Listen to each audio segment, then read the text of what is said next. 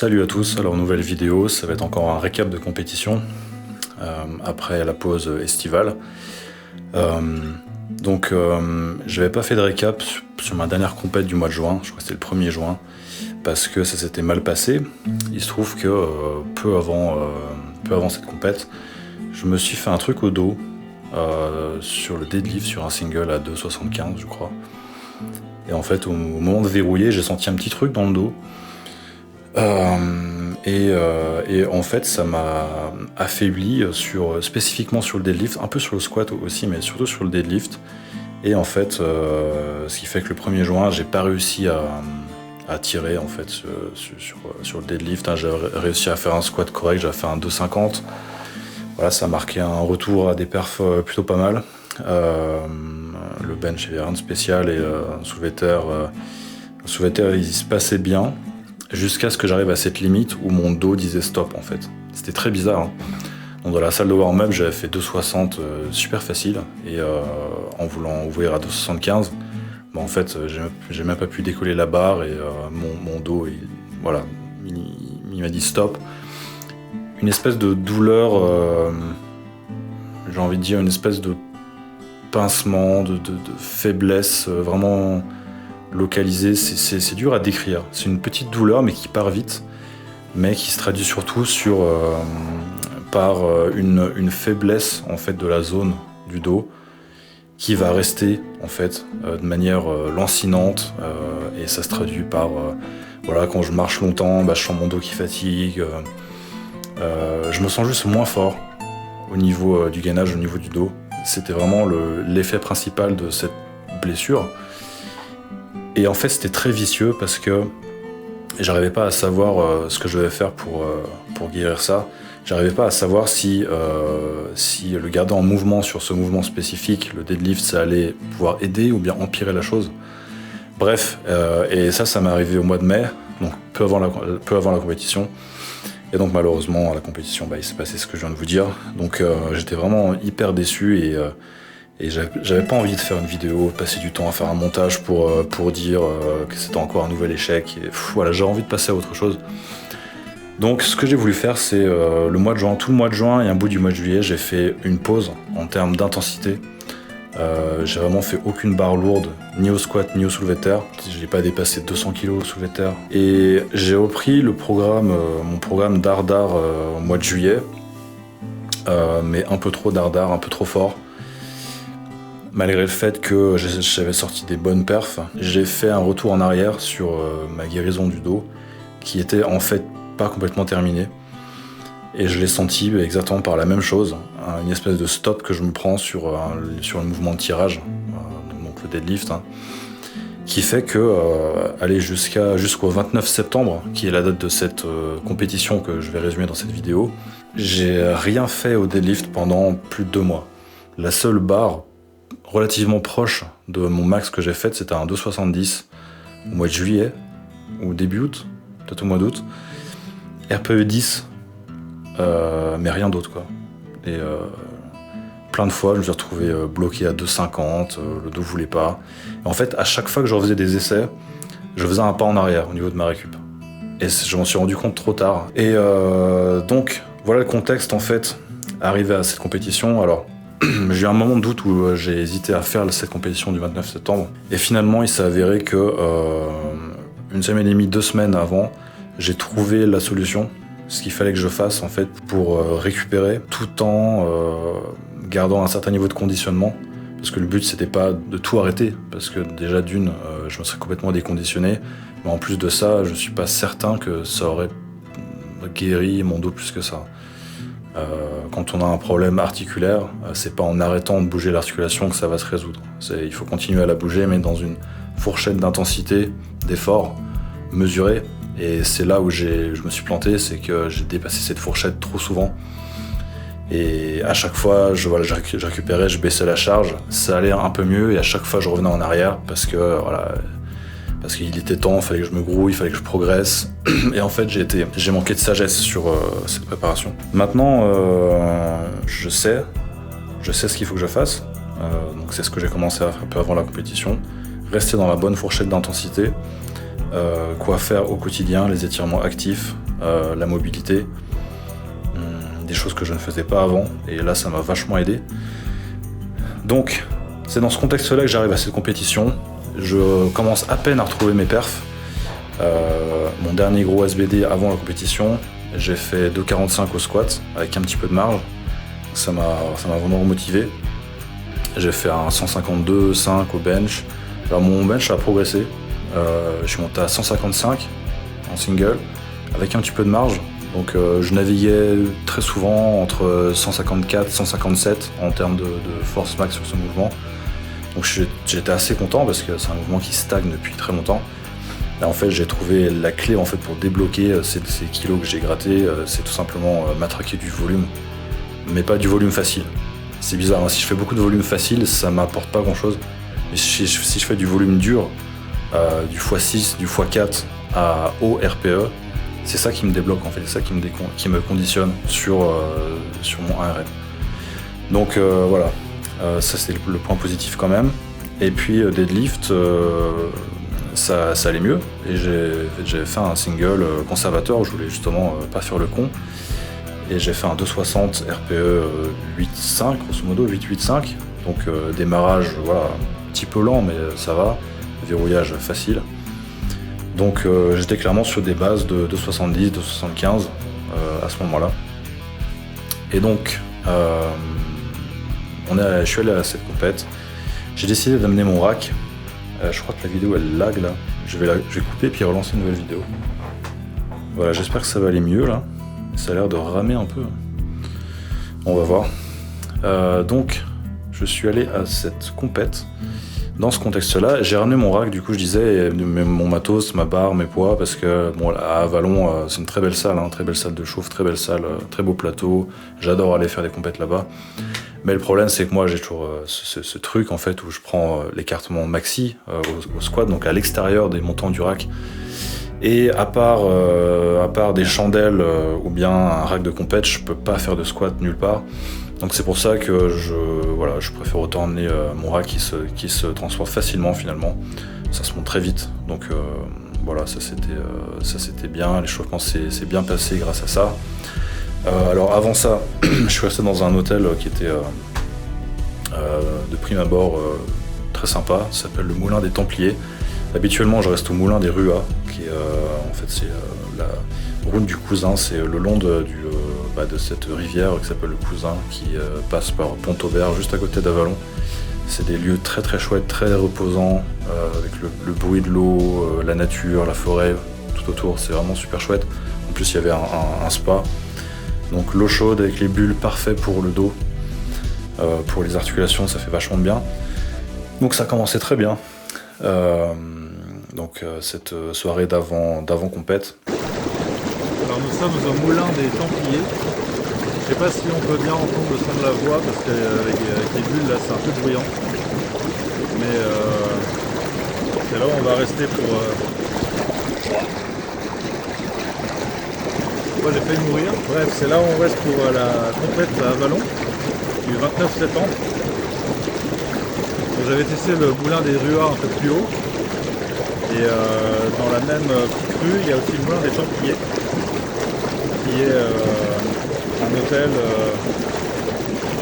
champêtre, mais en même temps assez classe. Là, on profite du jacuzzi. On a la rivière qui est juste là, je sais qu'on voit trop. Et là, c'est le spa. C'est plutôt pas mal. L'eau chaude avec les bulles, c'est bien pour le dos. Pour se relâcher, relaxer les muscles un peu. Et puis je suis un petit peu lourd pour cette compète. Je suis à 106-107. Donc je vais devoir faire un petit food mass, j'ai déjà commencé.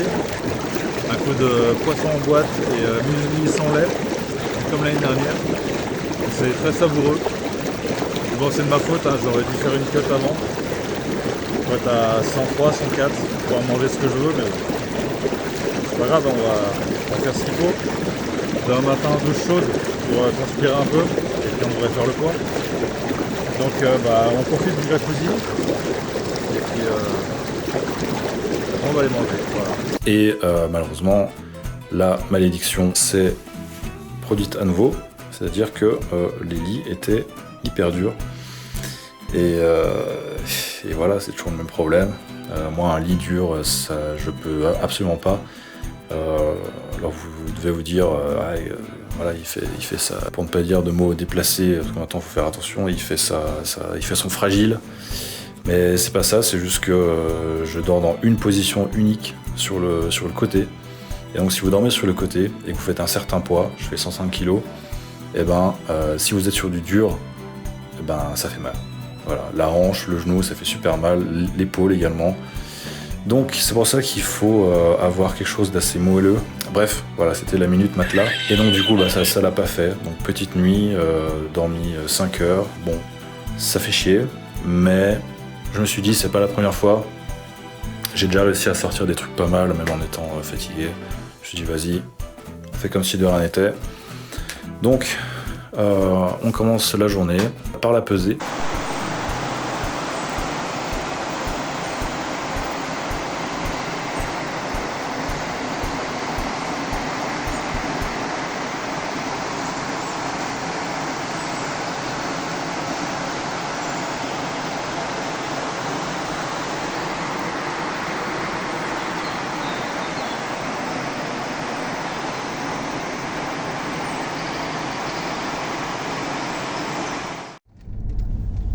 C'est le jour J.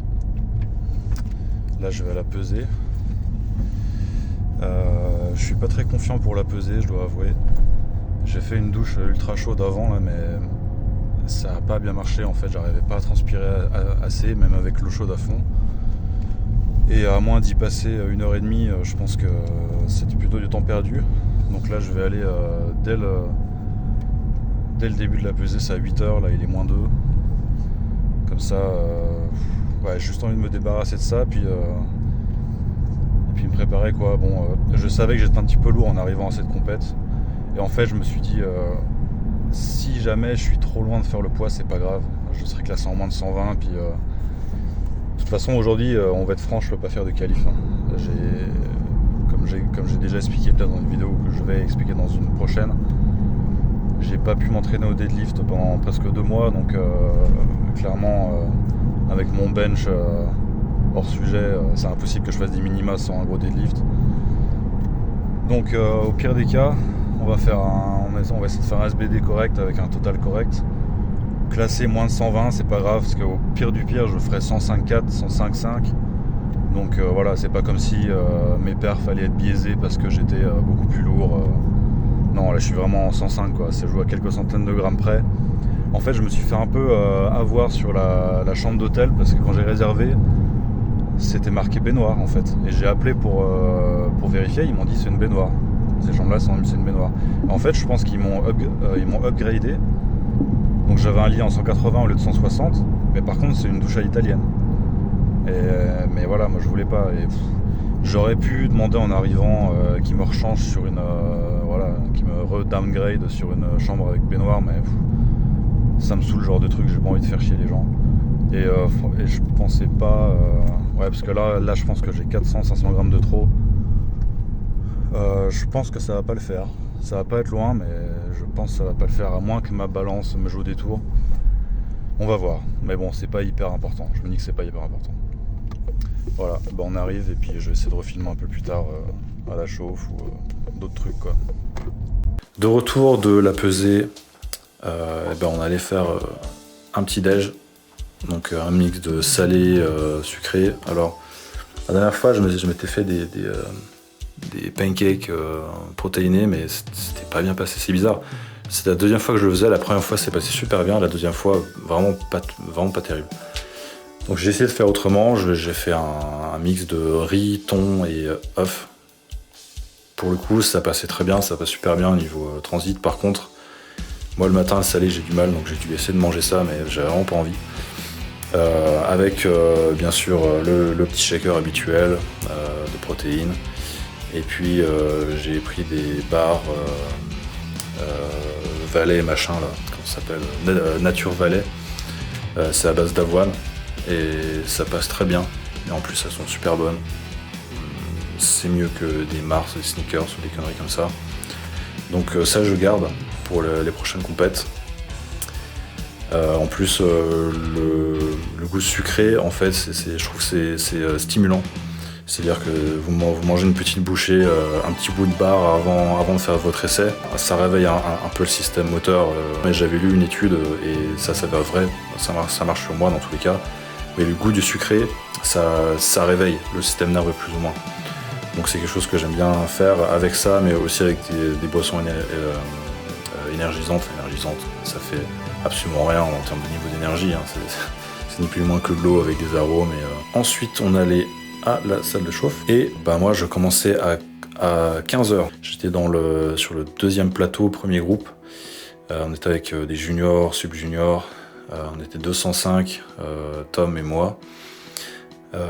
Moi j'étais en 120, mais comme je vous expliquais, j'étais un faux 120. Hein. Je suis un faux 120, je suis un 105. C'est juste que j'ai foiré ma pesée à cause de l'absence de baignoire. Bref.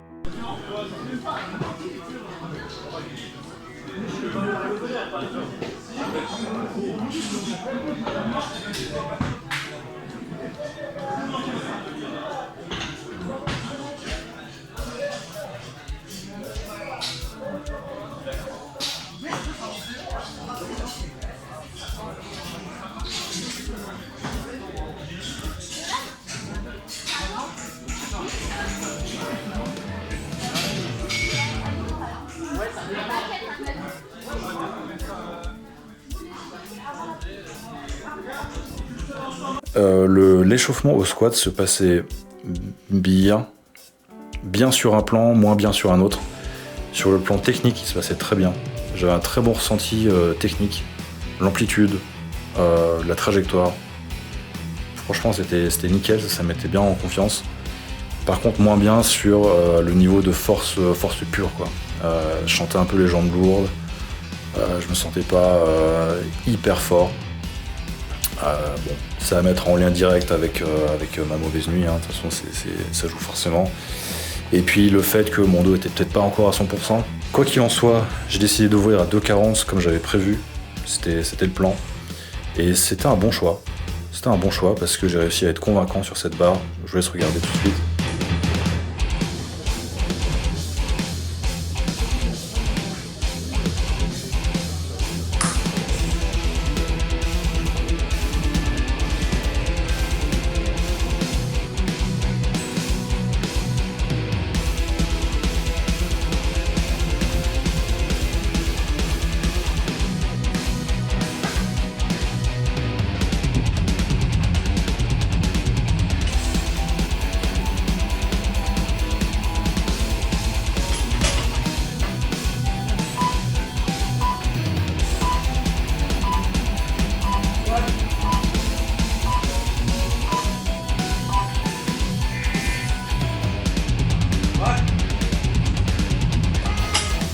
La barre est bonne. On te prépare pour son deuxième essai. Voilà, tu lui dis. Voilà, donc RPE 9, j'ai envie de dire. 8, 5, 9. 3 blanches. Donc là, le truc positif, c'est que j'ai l'ampli qui est validé. La force est plutôt pas trop mal par rapport à ce que j'ai pu faire avant.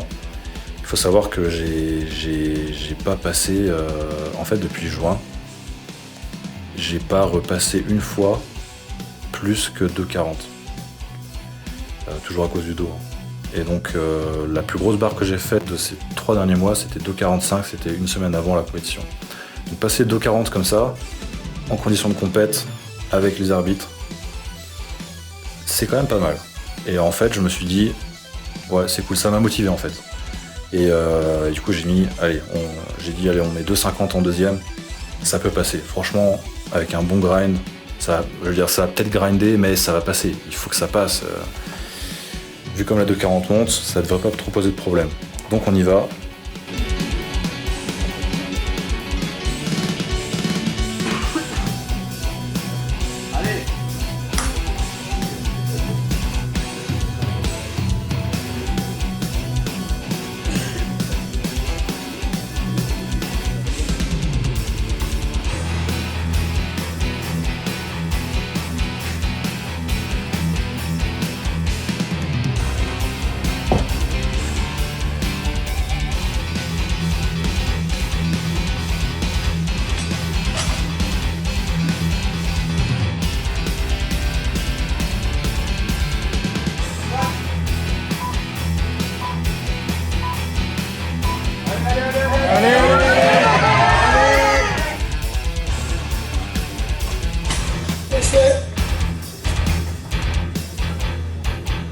Et malheureusement, ça passe à un cheveu après un plutôt gros grind. C'est pas le plus gros grind que j'ai fait. Le plus gros, c'était à 2,55 au mois de mars.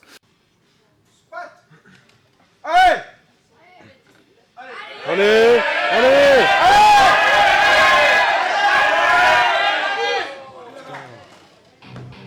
Mais voilà, ça fait chier, raté de rien. Là, clairement, j'avais 2,47. 2,45, 100% sûr. 2,47, je pense que je l'avais aussi. Et voilà, donc j'ai été un petit peu gourmand. Et c'est là où j'ai fait l'erreur capitale de cette compète, c'est de retenter la même barre en troisième. J'aurais dû m'arrêter là et garder mon énergie pour la suite. J'ai vraiment été con sur ce coup-là. Donc troisième essai, je remets 2,50, bah du coup je vous ai spoilé, hein. Je l'ai pas passé, je vous la montre quand même, pour vous voyez ce qui s'est passé.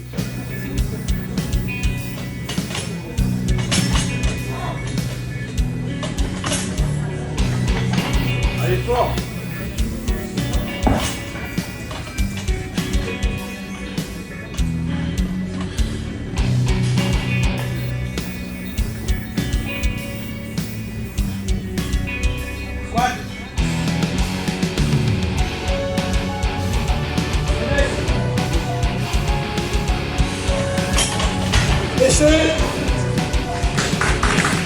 La barre descend, enfin le squat commence plutôt bien en contrôle, mais je me retrouve figé en bas de mouvement.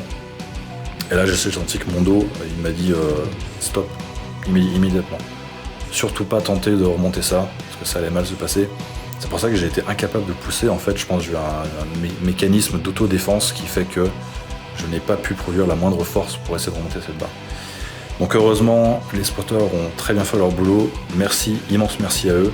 Sans eux, là, ça aurait été compliqué. Et là, par contre, en me relevant, j'ai mis du temps. Il fallait que je déverrouille la ceinture et que je sente un peu comment c'était. Mais là, j'ai senti que j'avais fait un gros pas en arrière, comme ça s'est passé plusieurs fois pendant ces derniers mois. Et le problème de mon dos est revenu à vitesse grand V. Et là, je savais en fait que le deadlift allait être très compliqué. Je me suis dit, allez, on va essayer de concrétiser les progrès au bench qu'on a fait ces derniers mois. Au moins passer 150. 150, c'est devenu, c'est encore aujourd'hui une formalité. Je l'ai passé, je sais pas, ces 2 derniers mois, je l'ai passé peut-être 6-7 fois, et toujours avec de la marge. J'ai fait plein de fois 152, 155, 151. 150, c'était mon dernier warm-up sur mes séances d'intensité et ça m'a jamais posé de problème. Première barre à 140, c'était le plan, non, le plan à base c'était 145 en première barre. Après, vu comme vu comme mon dernier warm-up est passé, je dis, on va la jouer un peu conservateur, j'ai changé ma première barre, j'ai mis 140.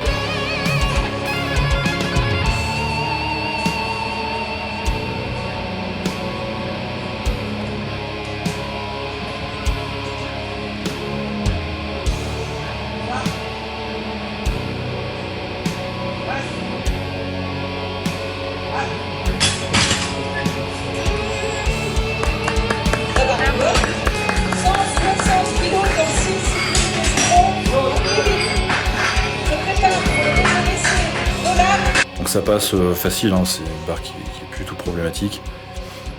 Pas aussi facile que ces derniers mois.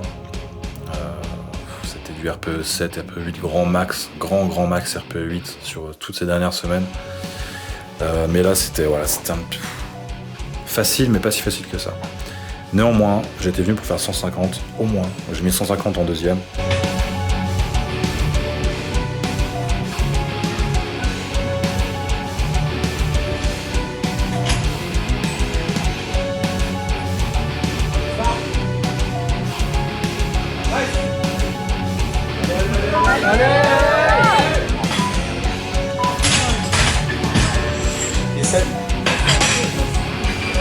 Et évidemment, ça monte pas, ça bloque juste avant le verrouillage. Manque de force, pas d'erreur technique, rien de particulier, juste manque de force ici, rien de particulier à dire. Je me suis hypé, je me suis dit allez, faut que je la passe en troisième, je peux pas en rester là, quoi. Ce serait vraiment dramatique. Si j'arrive à rien valider mes objectifs du jour, ça va vraiment saouler.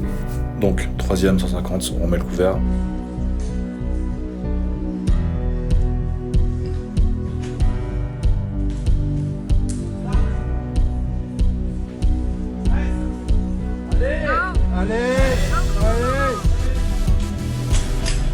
Et catastrophe, ça ne monte pas non plus. C'est monté un poil plus haut que la deuxième. J'étais vraiment à rien de commencer le verrouillage. Mais voilà, ça n'a pas voulu. Ça m'a mis vraiment sur les nerfs. Vraiment sur les nerfs. C'était très compliqué de retrouver de la volonté pour le deadlift parce que je savais que ça allait pas être fou. Vu que je m'étais cramé sur le squat. Et vu que mon deadlift n'a pas été fou de toute façon ces derniers mois. Et je m'en suis tenu au plan, je m'y allais on voit 2,60. Alors en salle de chauffe, je suis monté jusqu'à 2,40. Et sur la 2,40 je l'ai senti en fait. En la verrouillant j'ai senti que c'était fini quoi. C'était facile, la rep était facile. Au moment de verrouiller j'ai senti cette sensation dans le dos qui voulait tout simplement dire que j'allais pas aller plus loin que ça. Donc ça m'a saoulé, j'ai gardé 2,60 comme c'était prévu. J'y suis allé, j'ai tenté.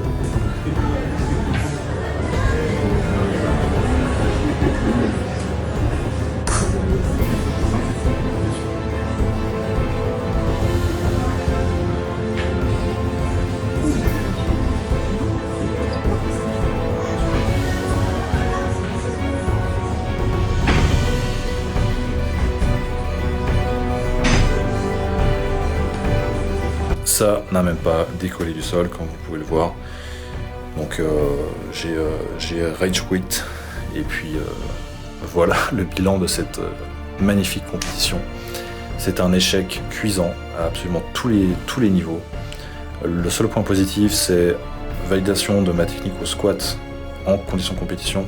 Ça c'est cool. Mon ampli est bonne, ma technique est bonne. Mon niveau de force est plutôt pas trop mal. Si je repars de là, ça va être pas mal. On va pouvoir aller chercher pas mal, aller chercher plus que ça sur la prochaine compète. Et voilà, c'est tout. Le bench, j'ai été complètement incapacité. Je pense que ça vient de ma mauvaise nuit, plus mon grind au squat. Ça me tire vachement dans les bras, donc je pense que ça a eu un impact sur mon bench. Et puis le deadlift, voilà, je vous ai déjà expliqué. Donc le total, il n'y a pas de total. Et limite, je préfère encore ça plutôt que de faire un total pourri. J'ai été dégoûté pendant 1-2 bonnes heures après la compète. Et comme d'habitude, je me suis vite relevé. Et là, j'ai vraiment la rage pour aller corriger le tir. Et je suis déjà inscrit pour la prochaine compète, qui est à Moulins-en-Gilbert, le 2 novembre. Donc là, on est 2 jours après la compète, je me suis déjà inscrit, j'ai déjà tout prévu. J'ai déjà fait ma progrès jusqu'au 2 novembre, à la rep près, à la charge près. Enfin, la charge, évidemment, il y a des petites variables selon l'état de forme. Mais tout est sur le papier, maintenant il n'y a plus qu'à suivre tout droit jusqu'à cette date. Et puis on va plus faire l'erreur de choisir un endroit où on n'est pas sûr de tout pour rester la nuit. Donc je vais rester, je pense, à l'Ibis. Ils ont des bons lits à l'hôtel Ibis, ça faut le savoir. Ou bien un autre endroit où j'étais resté l'année dernière, ça s'était bien passé aussi, à Moulins-en-Gilbert. Donc voilà. Que dire de plus si ce n'est bravo à ceux qui ont fait des jolis qualifs, des gros totaux, que ce soit Marc qui va représenter la Bourgogne en France fin de ce mois-ci, en 74, il a fait un gros total avec de la marge, 680, 685, vraiment impressionnant. Tom qui est passé à un rien de faire son 300 en deadlift, même scénario que plus tôt cette année, qui passe à rien des 700 aussi, mais bon, de toute façon c'est qu'une question de temps, évidemment il va les défoncer. Je compte bien faire la même chose. Après j'ai corrigé, j'ai rectifié le tir et que j'ai appris de ses erreurs. Et voilà, je pense que j'ai tout dit. J'ai digéré la défaite. Maintenant, on regarde devant. Et à partir de là, on peut faire qu'une chose, c'est progresser. Et le 2 novembre, je compte faire quelque chose. Il va falloir que je fasse très très attention sur ma récup physique, avant tout, au niveau du dos. garder la mobilité, garder mes petits exercices quotidiens qui font que mon dos va mieux depuis il y a 2 semaines. Heureusement aujourd'hui j'ai pas de séquelles par rapport à avant-hier à la compétition. J'aurais pu avoir voilà, le problème du dos qui serait revenu plus fort. En fait non, là je me sens bien, je sens pas du tout mon dos. Donc je pense que malgré sur le coup, le jour J, le petit retour en arrière et le dos cramé, je pense que malgré tout, il y a quand même une grosse amélioration qui s'est solidifiée, qui reste là. Donc je vais absolument pas revenir au point où j'en étais même il y a 1 mois, 2 mois, 3 mois. Donc là, dans tous les cas, on va vers le plus, on va vers du progrès. Donc je donne rendez-vous le 2 novembre. On refera une récap. Et là, pour le coup, je vais vraiment refaire une vidéo à l'intermédiaire sur un autre sujet. J'ai vraiment envie de relancer le truc comme il faut. Que ce soit rien que pour moi, à titre d'archive, retracer un peu mon parcours depuis que je fais des compétitions. Bref, pour la petite anecdote, j'ai retesté le sumo à cause des maux de dos il y a 3 semaines. Oui, donc j'avais retesté le sumo. Il faut savoir que c'était ma première variation quand j'ai commencé le power, j'ai commencé en sumo. Et c'est qu'après je suis passé en tradi. Parce que je m'étais dit, vu que j'ai mal au dos, peut-être que le sumo va être un peu plus clément avec le dos. Peut-être que ça peut être une solution. On va débloquer certaines choses. Et même si voilà, j'ai été un peu pris par la hype au début, parce que voilà, c'était une nouveauté, c'était remotivant. Et je me suis rendu compte que je pouvais vite monter au deadlift. Ma première séance sumo, j'ai fait un doublé à 2,20, hyper facile. Je me suis dit, il y a moyen de faire quelque chose. Et en fait, j'ai continué. Je suis monté à 2,40 sur les séances qu'on suivit, mais non seulement la progression n'était pas assez significative, c'était pas un truc magique comme je l'espérais, comme j'espérais qu'il allait se produire, parce qu'en fait, même si je sentais moins mon dos sur le moment, au niveau de la récup, c'était exactement pareil que le tradi. Et l'impact du sumo était finalement exactement le même que le tradi, donc il y avait vraiment d'intérêt. En plus de ça, je commençais à sentir mes fléchisseurs de hanches à cause de l'écart, de l'ouverture de hanches, et ça commençait à se traduire, ça commençait à se répercuter sur mon squat. J'avais des petites douleurs qui commençaient à arriver. Je me suis dit, on arrête ça tout de suite. Et je suis repassé en tradi et voilà, ça s'est mieux passé quoi. Et là j'ai réussi à remonter jusqu'à ce 2,60 avant la compète. Bref, c'était la petite anecdote. Sur ce, je vous laisse, on oublie ce chapitre, on avance. Rendez-vous le 2 novembre, on va vraiment faire quelque chose cette fois. On s'entraîne avec intelligence maintenant et toujours des gros objectifs que je veux atteindre, que je vais atteindre. Tout n'est que question de temps. Il faut juste être persévérant, résilient. Ce sport, c'est ça. C'est de la résilience pure et simple. Il faut savoir tomber, mais toujours se relever, apprendre des erreurs. C'est un sport de patience, de détermination. C'est pour ça que je l'aime tant. Là, c'est un sport qui a des valeurs très très fortes. Patience, humilité, courage, autocritique et résilience. Vraiment. Parce que dans ce sport, tout le monde tombe à un moment donné. Tout le monde se blesse, tout le monde a des déconvenus. L'important, c'est toujours de se relever et de savoir comment faire pour se relever, d'apprendre des erreurs et de toujours revenir plus fort en fait des erreurs. C'est un sport qui est très, très formateur, très formateur.